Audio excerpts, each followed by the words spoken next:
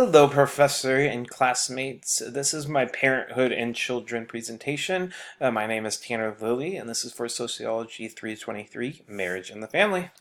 So let's get started here. We have our presentation outline to start us off. Kind of breaks down the flow of this presentation, including the prompts from Blackboard, along with my reference page for the two journals and textbook citations and references.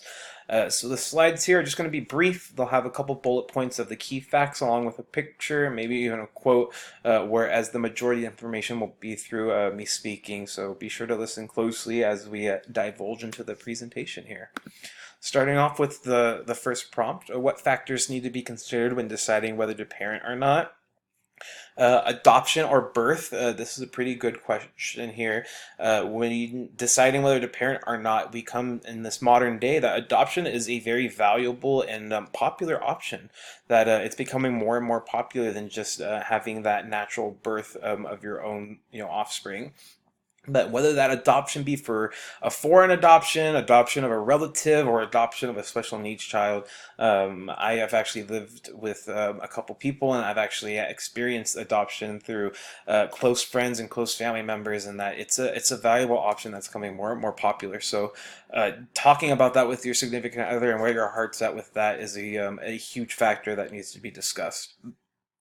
Delivery options. This one was really intriguing to me this week as I was reading through the lecture or listening to the lecture and reading through the PowerPoints, the textbook, and the journals. That this was not one I even considered to be a factor before this week. So it was very interesting to read that this is a huge factor when deciding whether to parent, deciding whether you want to proceed with a all natural childbirth or whether you want to go with a C-section or cesarean childbirth. And then there's the other debate or hot topic of catering to a C-section or a cesarean childbirth.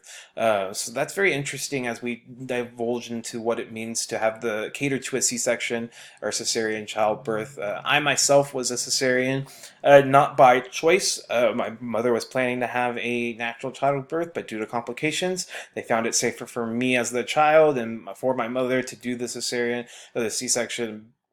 And that's just how that happened. And now catering to it, is it beneficial? Pros and cons. It's definitely something you want to talk about with your significant other when, considering whether to parent or not. How many kids is also another huge factor, as we'll discuss later for the trends question. But whether to have the 3, 4, or 5, or to have the 2.5 kids, the ideal family, deciding on what that number will be for you and your significant other, and the factors that go into that decision, whether that be financial cost or so forth. But how many kids is a huge question. Whether you want to have 2, your significant other wants to have 4, you compromise with 3. Just setting that number is definitely a factor to be discussed. Timing and readiness. You'll see a lot of these go hand in hand. They're not all just isolated factors, but they actually kind of all commingle and coexist within each other. So the timing and readiness of having a child is a huge factor. We'll see in the next slide a quote that kind of goes into detail as well. But understanding if you're ready to have a kid, whether that's emotionally or maturely or financially or time-wise, if you're just ready to have that kid and to take on that parenting role and everything it encompasses, and the timing, whether that be the timing in your life, the timing of what's going on around you, timing with work, time and readiness is a huge factor. And unfortunately, through this week's textbooks and journals, it seems to be a trend that most people aren't ready when they have their kids or when they find out that they're pregnant. So there's also the financial cost, which is huge. To reference the textbook as well, just briefly, it was around 200-ish thousand. I don't know the specific number, but around 200-ish thousand dollars to raise a kid from 0 to 18, without including college costs. So that is it's a huge expense. Opportunity costs, which is just as important as financial costs. Knowing that having a family and becoming a parent means missing in purposefully declining other opportunities, whether that be that work promotion, that work advancement, the extra hours, the new job, the traveling and experiencing and going on those types of vacations, or whether it be going out and hanging out and spending time with friends and significant others. That there will be opportunities and they will cost, and you won't be able to do them when taking on this new parent role, as the child will have to come first in most, if not all, situations. So that's definitely a factor that should be considered when deciding whether to parent or not. And discussing these with your significant other might not be easy, but it's going to make things a lot simpler down the road. And then we have that quote that was mentioned in 2008. A little more than half, or 51% of all pregnancies to American women, were unintended. Of these, 31% were mistimed and 20% were unwanted. Those are intense numbers to look at and study. So here we have the next prompt. How have the trends in parenthood changed? We have from large to small families, as we discussed earlier. Back in the 20th century and prior, kids were actually seen as an asset. So it was encouraged to have these big families because it would increase your labor force. It would help you run the family business. It would help take care of things on the farm. It was more of an asset situation, and also with the fact that there just wasn't a lot of birth control options, and that technology advancement hadn't taken place yet. It was very common to have these ginormous large families. I come from a huge, large Italian family, and then my brother's significant other comes from one of 8 kids. So it's just this generational gap from going from large to small families. And nowadays we see kids more as a liability, as the textbook reference, where we send them to school now and there are all these costs associated with them. So it's more ideal to have about 1 or 2 kids, and that's definitely a trend we see in the 21st century.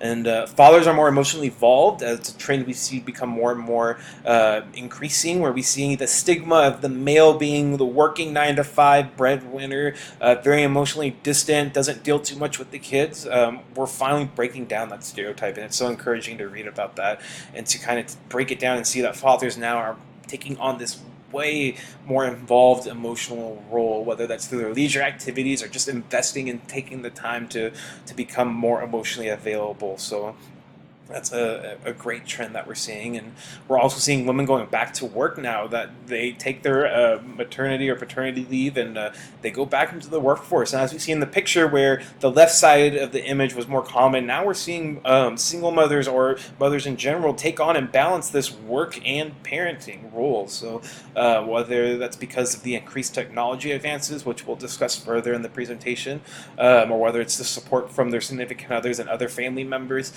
we're seeing women go back into the workforce and play an equal part just as males, and it's a great change that we're seeing in parenthood.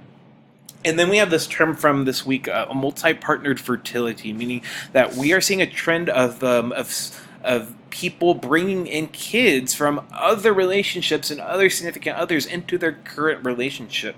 This I actually have experienced with a lot of my close friends, as they are now moving into that parenting role and moving on and with their significant others. And this is a very common and very socially acceptable and open idea, whereas before in the 20th century, this was definitely something that would either be looked down upon or frowned upon or shamed upon. And now we're adjusting into this more socially acceptable multi-partnered fertility. So that trend has been increasing significantly as time progresses and we progress into a more socially acceptable culture and society. What are some advantages to parenting? The internet is full of information for parents to research and use. Technological advancements, whether that be through social media or webcams, or having access to seeing your kid while you're at work in the office.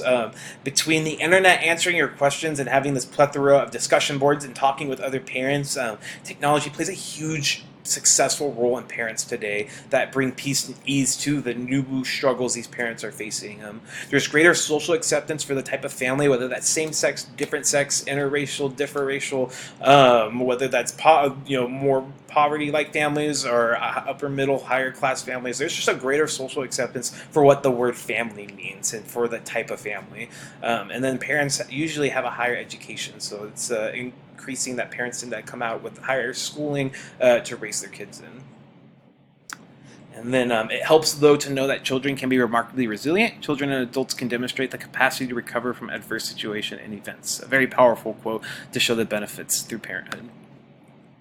What are some challenges to parenting in the 21st century? The parenting role versus the working role, trying to balance exactly your work goals, aspirations, and achievements with the demands of parenting and that role that you play, caring for both children and parents at the same time. So we're seeing this generation raising their children and taking care of their parents all under the same household. So this type of trend is definitely a challenge for parenting these days.